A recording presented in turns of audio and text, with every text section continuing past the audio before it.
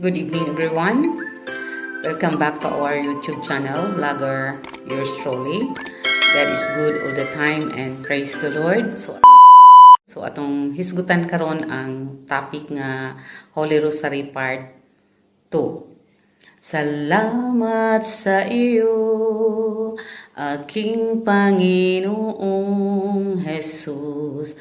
Ako'y inibig mo at inangking lubos. Ang tanging alay ko sa iyo, aking Ama. Ang buong buhay ko, puso't kaluluwa, hindi makaya ng makapagkaloob. Mamahaling hiyas ni gintong nilukob, ang aking dalangin, O Diyos ay tanggapin. Ang tanging alay ko, nawa ay gamitin. Ito lamang, Ama, wala nang iba pa aking hinihiling. Praise God. So atong hisgutan karon ang power of the Holy Rosary nga dunay bag-ong nahitabo dito sa Ukraine nga ang usa ka missile milupad ug dito paingon sa usa ka panimalay diin nga ang pamilya nagrosaryo sulod sa ilang living room ug dito nitugpa ang missile sa ilang kusina ug wala gayud kini makabuto. So dako kaayong milagro. So si Mama Mary mismo nag-ingon kang Saint Dominic nga pag-ampo sa Santos nga Rosaryo aron maluwas ang kalibutan. Ug ang pag-ampo sa Santos nga Rosaryo dili maka-attack, maka-harm si Satanas sa anyone sa pamilya kung everyday kini nga mag-ampo sa Santos nga Rosaryo. So ang atong buhaton nga magrosary kita, Ave Maria. So ang Rosaryo gibahin kini sa upat ka misteryo. Anaa ang joyful nga mao kini ang dakong kalipay nga atong recite during Monday and Saturday ug ang sorrowful nga matag Tuesday and Friday, tapos ang Mysteries of Light Thursday, Mysteries o Glorious Mystery every Wednesday and Sunday.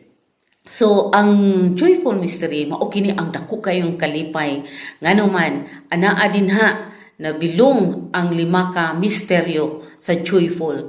Mao ang Annunciation. Una ang Annunciation nga mabasa nato sa Lucas 1:26 nga nag-ingon, miadto ang anghel kaniya ug miingon, paglipay ang Ginoo magauban ug nagpanalangin kanimo pag-ayo. Ug ang anghel mitubag o kunsad kanimo ang Espiritu Santo ug magpabilin ang gahom sa Dios diha kanimo. So klaro kaayo nga adunay gahom si Mama Mary. So Annunciation. Ang ikaduha mao kini ang visitation nga ato usab kanang mabasa sa Lucas 1:40 hangtod sa 56 nga nag-ingon, miadto siya sa balay ni Zacarias ug nakikimamat kang Elizabeth.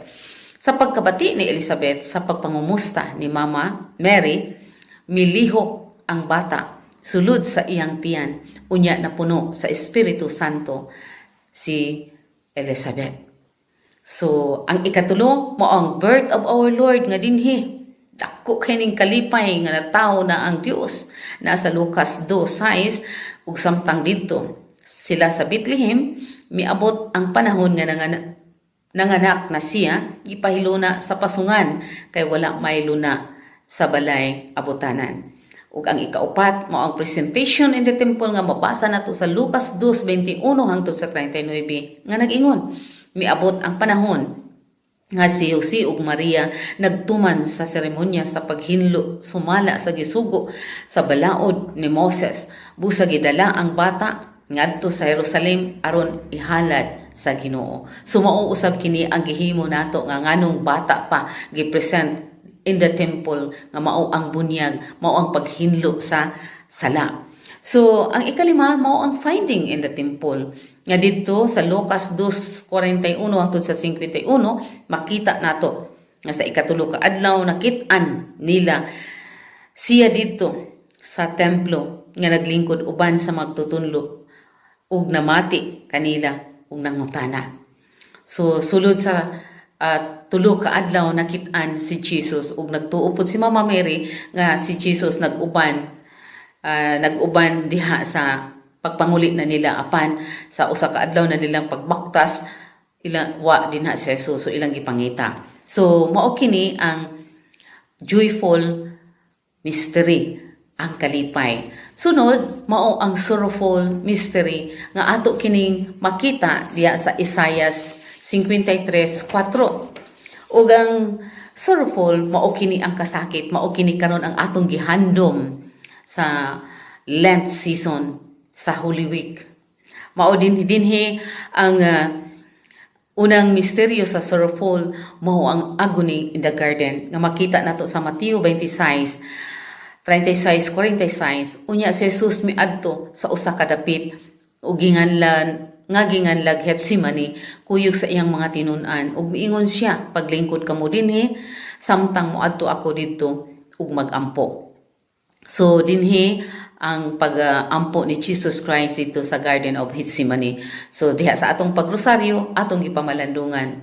So ang ihang pag-ampo. Ikaduha mo ang scourging at the pillar, mao kini ang pagbunal nga mabasa nato sa Mateo 27 hangtod sa 27:26. Unya gibuhian ni Pilato si Barabas apan gipalatos niya si Jesus ug gitugyan aron ilansang sa krus. Grabe ang paglatos ani, mag-agas-agas ang dugo, inigbunal, mulagsik ang dugo.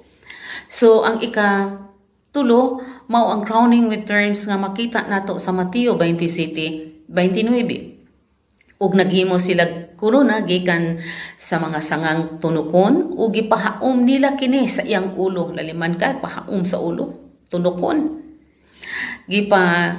Kuptan nila sa iyang tuong kamot ang usa ka bugang ug nagluhod sila sa iyang atubangan ug gibugal-bugalan siya. Miingon sila, mabuhi ang hari sa mga Hudiyo. Grabe ang pag-antos sa ato ang Ginoong Hesukristo.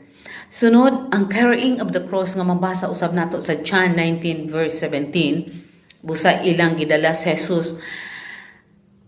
Migula siya nga nagpas-an sa krus ug miabot dapit nga ginganlan og dapit sa kalabira nga sa Hebreo ginganlan kini Golgotha, carrying of the cross. Nga dinhi nagpas-an ang atong Ginoong si Jesucristo nga nagkadusmo-dusmo, bunalan pa, pas-an pa, nagkadusmo. Ug sunod ang ikalima mao ang crucifixion nga mabasa nato sa Lucas 23:33 hangtod sa 46. Nga sa pag-abot nila sa dapit ginganlan ang kalabira, gilansang nila si Jesus ug ang duha ka kriminal, ang usa diha sa iyang tuo ug ang usa diha sa iyang wala.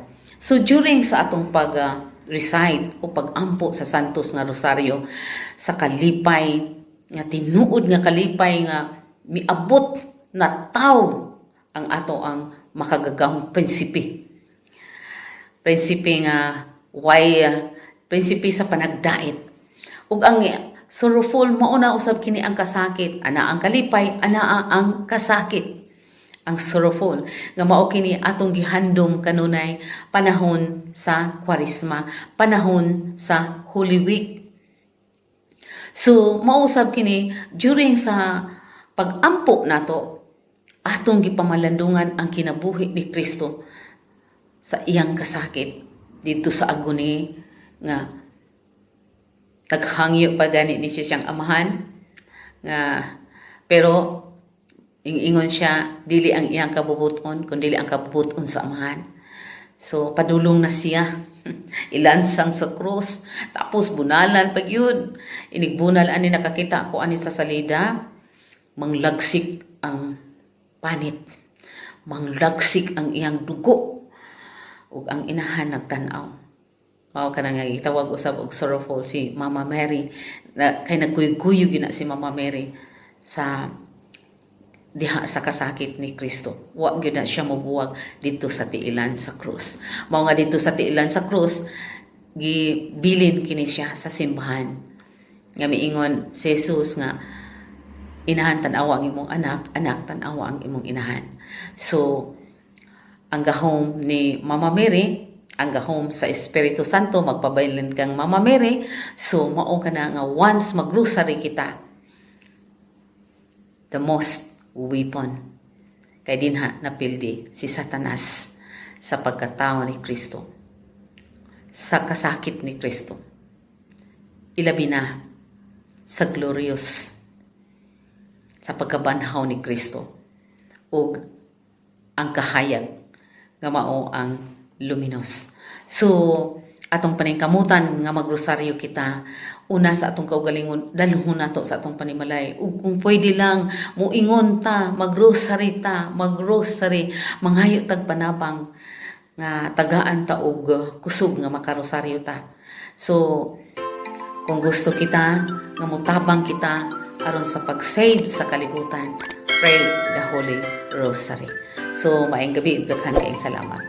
Ug ayaw ka mo kalimot sa pag-subscribe sa ato ang YouTube channel.